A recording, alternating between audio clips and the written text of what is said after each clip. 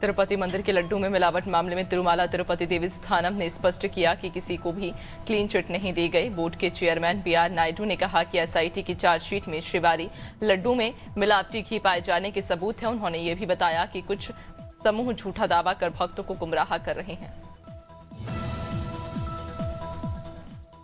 America में Dunki root से entry करने के मामले में बीते 1 साल में रोजाना औसतन 65 भारतीय पकड़े गए। जनवरी-दिसंबर 2025 के आंकड़ों के अनुसार कुल 23,830 भारतीयों को अमेरिका बॉर्डर एंड कस्टम ने रोका। अधिकारी बताते हैं कि जबकि संख्या घट गई, पूरी तरह रोक नहीं लगी। अमेरिका में तुर्की सुप्रीम कोर्ट ने देश के सभी सरकारी और प्राइवेट स्कूलों को निर्देश दिए कि लड़कियों को फ्री सैनिटरी पैड उपलब्ध कराना अनिवार्य होगा।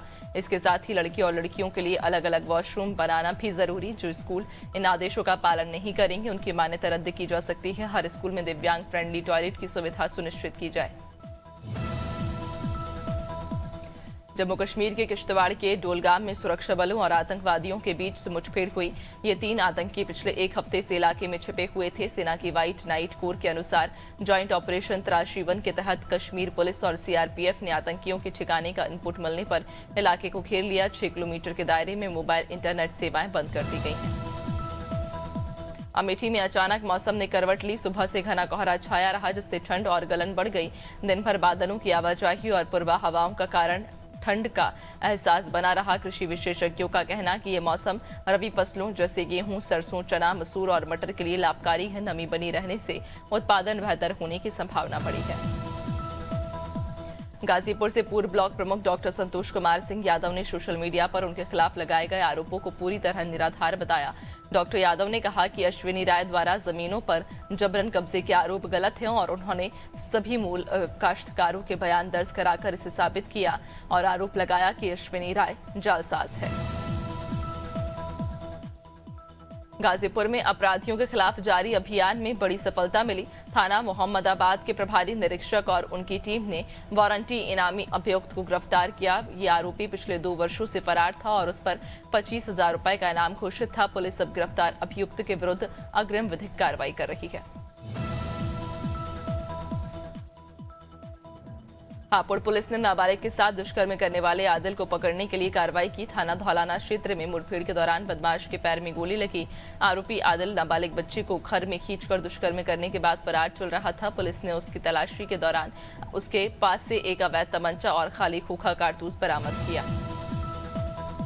हरिद्वार दिल्ली हाईवे पर घने कोहरे की चादर छाई रही, जिससे यातायात बुरी तरह प्रभावित हुआ। चौपहिया वाहन बेहद धीमी गति से चलते नजर आए और दृश्यता कम होने के कारण चालकों को भारी परेशानी झेलनी पड़ी। शहर के अंदर भी कोहरे का असर दिखा। सड़कों पर आवाजाही बाधित रही और आमजन को दिक्कतें आईं।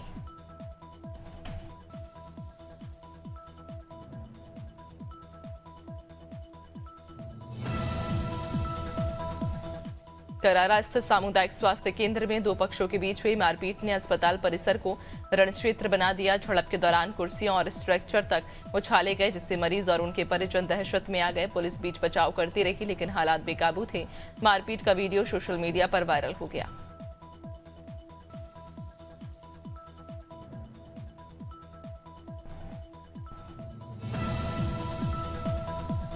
धार्मिक स्थलों और सूने घरों में दहशत फैलाने वाले शातिर गिरोह का पर्दाफाश पन्ना पुलिस ने किया। एसपी निवेदिता नायडू के निर्देशन में पन्ना, सतना और कटनी में हुई 19 चोरियों को सुलझाया गया। पुलिस ने आरोपियों के पास से 5 किलो चांदी, 13 मोटरसाइकिलें और ताले काटने वाले कटर सहित 30 लाख रुपए का माल बरामद किया।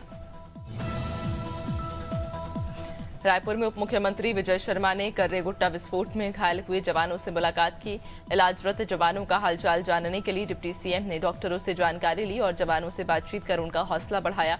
उन्होंने शीघ्र स्वस्थ होने की कामना की और भरोसा दिलाया कि राज्य सरकार जवानों के इलाज में किसी भी तरह की कमी नहीं आने देगी। सिद्धार्थनगर महोत्सव को लेकर जिला प्रशासन और जनप्रतिनिधि सक्रिय हैं, लेकिन दुकानदारों को मिलने वाली सुविधाओं में भारी कमी देखी जा रही। 7,000 से 20,000 रुपए तक शुल्क देने के बावजूद दुकानदारों ने कहा कि उन्हें पानी, शौचालय और स्वच्छता जैसी मूल सुविधाएं नहीं दी गई। ठेले वालों के आने से जगह और दुकानदारी प्रभावित हो रही है। जबलपुर के रांची थाना क्षेत्र में आतंक फैलाने वाले कुख्यात बदमाश को पुलिस ने एनएसए के तहत गिरफ्तार किया। आरोपी के खिलाफ कुल 14 आपराधिक मामले दर्ज हैं, जिनमें 4 हत्या के प्रयास हैं। गिरफ्तार आरोपी का चिन्हांकन करने के लिए उसे घटना स्थलों पर ले जाया गया। पुलिस ने कहा कि उसके साथ कोई रियायत नहीं होगी। श्योपुर पुलिस लाइन में 4 पुलिसकर्मियों के घरों में चोरी की घटना ने सुरक्षा व्यवस्था की पोल खोल दी। वीरपुर थाना प्रभारी एसआई, एएसआई और आरक्षक के घरों में चोरी बेधड़क घुसे। आरक्षक के घर से 60,000 नगद और जेवर चोरी हुए। वहीं अन्य 3 घरों के ताले टूटे पाए गए। घटना पुलिस लाइन में सुरक्षा में लापरवाही का खुला प्रमाण है। महात्मा गांधी की पुण्यतिथि यानी 30 जनवरी को देश भर में शहीद दिवस के रूप में मनाई गई। महाराष्ट्र और दिल्ली में ड्राई डे घोषित रहा, लेकिन छत्तीसगढ़ में शराब दुकानें खुली रहीं। इसे लेकर कांकेर के चारामा में युवा कांग्रेस ने विरोध प्रदर्शन किया। उन्होंने सरकार से भविष्य में 30 जनवरी को ड्राई डे घोषित करने की मांग की। वैश्य महासम्मेलन जिला इकाई सीधी द्वारा नववर्ष के अवसर पर कैलेंडर वितरण, जनसंपर्क और सदस्यता अभियान चलाया गया। गांव-गांव जाकर वैश्य समाज के लोगों से संवाद कर संगठन को मजबूत करने का आह्वान किया गया। कार्यक्रम में प्रदेश महामंत्री भोला गुप्ता और संभागीय अध्यक्ष पूनम सोनी ने महिलाओं और शोषित वर्गों की आवाज बुलंद करने पर जोर दिया। मथुरा के थाना जमुनापाद क्षेत्र के पास एक भीषण सड़क हादसे में बाइक सवार 2 युवकों की दर्दनाक मौत हो गई, जबकि एक अन्य युवक गंभीर रूप से घायल है। हादसे के बाद पुलिस मौके पर पहुंची और तीनों को जिला संयुक्त चिकित्सालय पहुंचाया गया, जहां डॉक्टरों ने 2 लोगों को मृत घोषित कर दिया, जबकि घायल युवक का इलाज जारी है। पुलिस ने वाहन की तलाश शुरू कर दी है।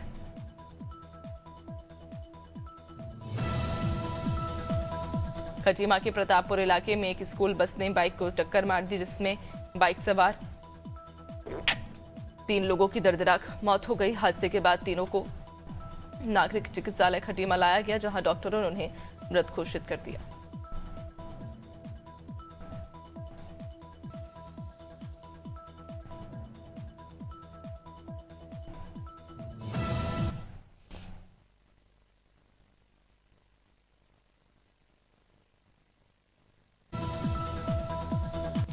शिवपुरी के चांदपाठा और जाधव सागर तालाबों से जलकुंभी हटाने को लेकर बैठक हुई थी। बैठक में केंद्रीय मंत्री ज्योतिरादित्य सिंधिया ने निर्देश दिए थे, जो जमीनी स्तर पर लागू होते नजर नहीं आ रहे। नगरपालिका द्वारा शुरू की गई सफाई केवल दिखावटी साबित हो रही है। मजदूरों का कहना है कि उन्हें जैसा निर्देश मिला वे वैसा ही काम कर रहे हैं।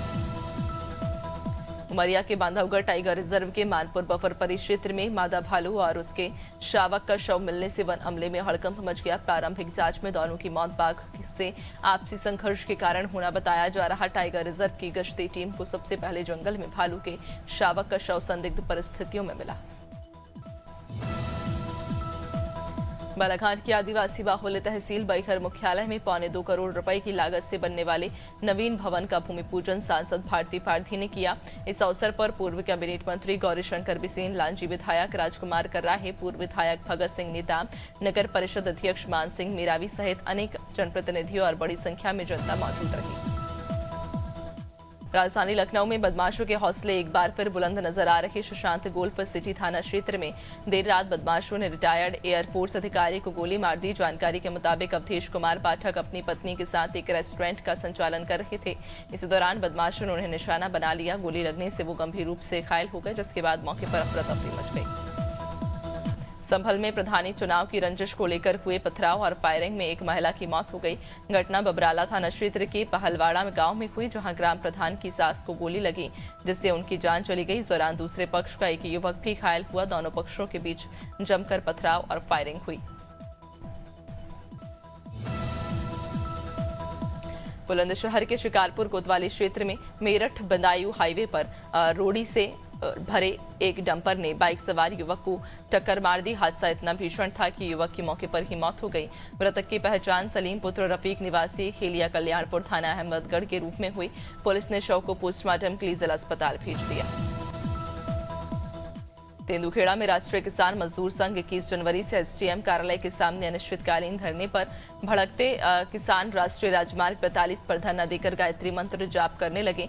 वरिष्ठ अधिकारियों के आने तक किसानों ने धरना जारी रखा। काफी मान मनोबल के बाद ही किसानों ने सड़क से हटकर शांतिपूर्ण प्रदर्शन किया।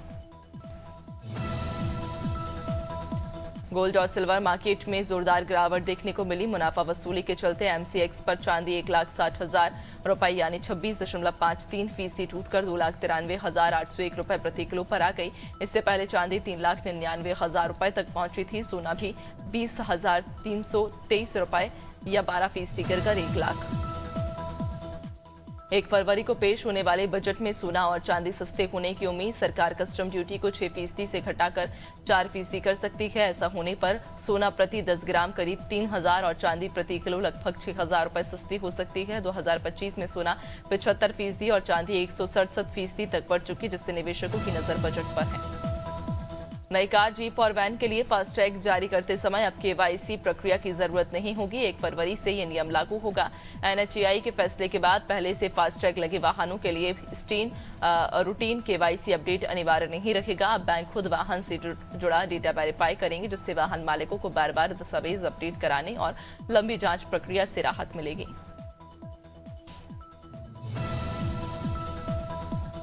कॉन्फिडेंट ग्रुप के चेयरमैन सीजे रॉय ने बेंगलुरु के रिचमंड सर्कल स्थित कंपनी कार्यालय में खुद को गोली मारकर आत्महत्या कर ली। पिछले 3 दिनों से आयकर विभाग की छापेमारी चल रही थी। घटना के बाद आईटी अधिकारी मौके से रवाना हो गए। सीजे रॉय करीब 9,000 करोड़ रुपए की संपत्ति के मालिक थे और उनका कारोबार कर्नाटक, केरल और दुबई तक फैला था।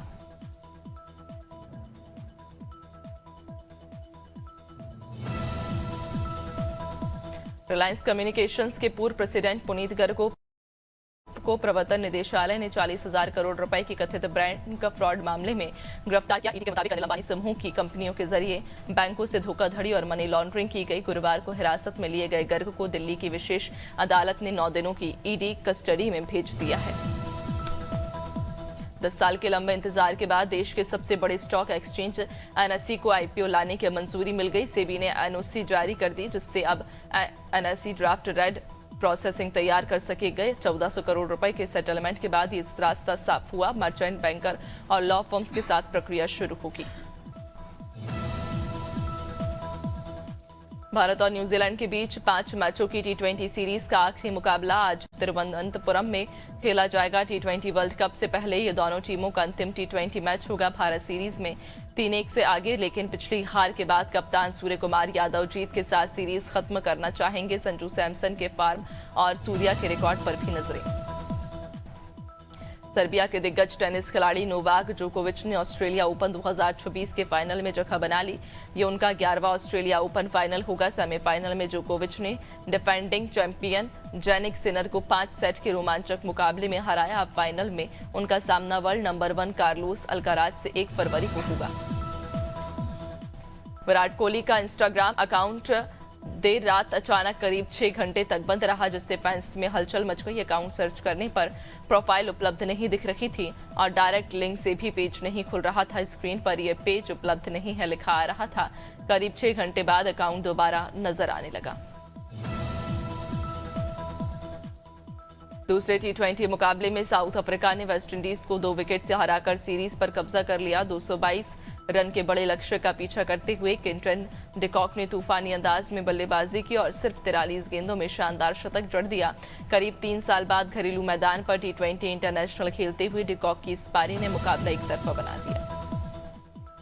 विमेंस प्रीमियर लीग में गुजरात जॉइंट्स ने इतिहास रचते हुए एलिमिनेटर में जगह बना ली है। टीम ने पहली बार मुंबई इंडियंस को हराकर नॉकआउट राउंड में एंट्री की। शुक्रवार को खेले गए मुकाबले में गुजरात ने 11 रन से जीत दर्ज की। ऑस्ट्रेलियाई ऑलराउंडर जॉर्जिया वेयरहम मैच की हीरो रही, जिन्होंने 44 रन की पारी खेलने के साथ 2 अहम विकेट भी झटके। कॉमेडियन भारती सिंह ने अपने पति हर्ष लिम्बाचिया को खास अंदाज में जन्मदिन की शुभकामनाएं दी। हर्ष के 39वें बर्थडे पर भारती ने सोशल मीडिया पर दोनों की रोमांटिक तस्वीरें साझा करते हुए प्यार भरा संदेश लिखा। भारती के इस पोस्ट को फैंस का भरपूर प्यार मिल रहा और ये तेजी से वायरल हो रहा। लोग उनकी केमिस्ट्री और बॉन्डिंग की तारीफ कर रहे।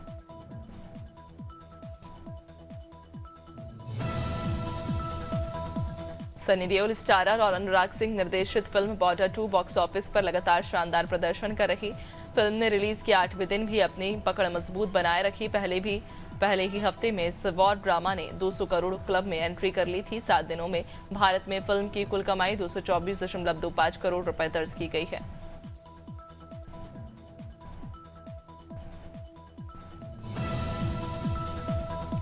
Big boss 19 winner Gaurav Khanna संग तलाक की अफवाहों पर पत्नी आकांक्षा चमोला ने चुप्पी तोड़ी। हाल ही में सोशल मीडिया पर उनके क्रिप्टिक पोस्ट के बाद रिश्ते में अनबन की अटकलें लगने लगी थीं। आकांक्षा ने साफ कहा कि उनकी शादी में कोई परेशानी नहीं और वो पोस्ट गौरव से जुड़ा नहीं था, बल्कि उनकी आने वाली सीरीज के प्रमोशन के लिए था। जन्मदिन के खास मौके पर एक्ट्रेस शहनाज गिल ने आध्यात्मिक अंदाज अपनाया। उन्होंने अपने भाई शहबाज बादेशाह के साथ अमृतसर स्थित धन बाबा दीप सिंह जी गुरुद्वारे में माथा टेककर आशीर्वाद लिया। शहनाज ने इस पल की तस्वीर इंस्टाग्राम पर शेयर की, जिसमें दोनों सिर पर स्कार्फ बांधे हाथ जोड़कर खड़े नजर आए। The Kerala story 2 goes beyond का टीजर रिलीज होते ही चर्चा में आ गया। विपुल अमृतलाल शाह की ये फिल्म पहले भाग की कहानी को आगे बढ़ाते हुए समाज से जुड़े संवेदनशील और चुनौतीपूर्ण मुद्दों को और गहराई से दिखाने का दावा करती है। टीजर भावनाओं से भरपूर और संकेत देता कि फिल्म मजबूत सामाजिक संदेश देने वाली है। राजस्थान में मौसम ने फिर करवट ली है।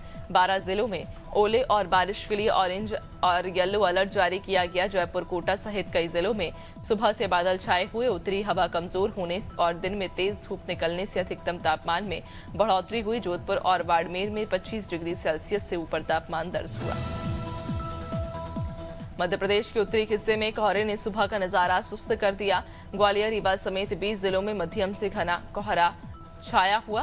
मौसम विभाग के अनुसार 1 से 3 फरवरी तक आंधी बारिश का अलर्ट जारी है। सबसे ज्यादा असर ग्वालियर, चंबल, सागर और उज्जैन संभाग में रहेगा। इसके साथ ही पारा भी गिरने की संभावना और ठंड का असर बढ़ सकता है।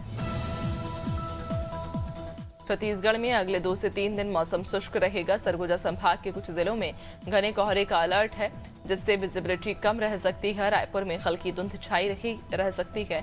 मौसम विभाग के अनुसार प्रदेश के उत्तर हिस्से में दिन का तापमान 1 से 3 डिग्री सेल्सियस तक बढ़ सकता है, जबकि मध्यम और दक्षिण छत्तीसगढ़ में न्यूनतम तापमान में उत्तर प्रदेश में सुबह से भीषण कोहरा छाया रहा। लखनऊ, कानपुर, आगरा, बरेली और गाजियाबाद समेत 30 जिले यहां घने कोहरे की चपेट में, जहां विजिबिलिटी कई जगह सिर्फ 10 मीटर तक रह गई। मौसम बिगड़ने से शनिवार को 2 हादसे हुए, जिनमें 11 वाहन आपस में टकराए और 15 लोग घायल हुए। इटावा में डबल डेकर बस पलटने की घटना भी हुई। हरियाणा के कई जिलों में शनिवार सुबह घना कोहरा छाया रहा। पानीपत, सोनीपत, करनाल समेत जीटी रोड बेल्ट में विजिबिलिटी लगभग 0 रही।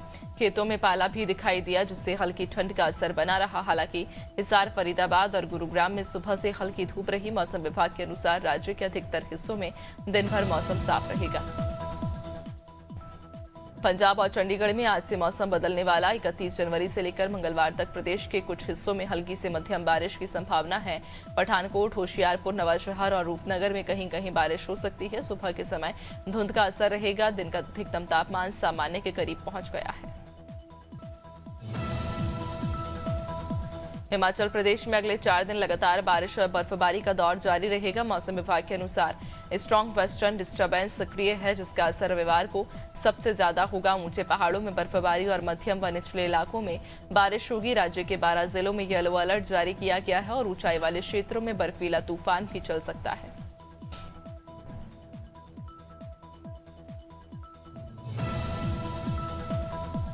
उत्तराखंड के पिथौरागढ़ के उच्च हिमालयी क्षेत्रों में चीन नेपाल सीमा के पास एसएसबी के जवान 35 डिग्री सेल्सियस की भीषण ठंड में गश्त कर रहे। काला पानी और आदि कैलाश इलाके की नदियां पूरी तरह जमी हैं और जवान बर्फ पिघलाकर पानी पी रहे। इतनी ठंड के बीच भी सीमाई चौकसी बरकरार है। भारी बर्फबारी ने जनजीवन को पूरी तरह ठहरा कर चुनौती बढ़ा दी है।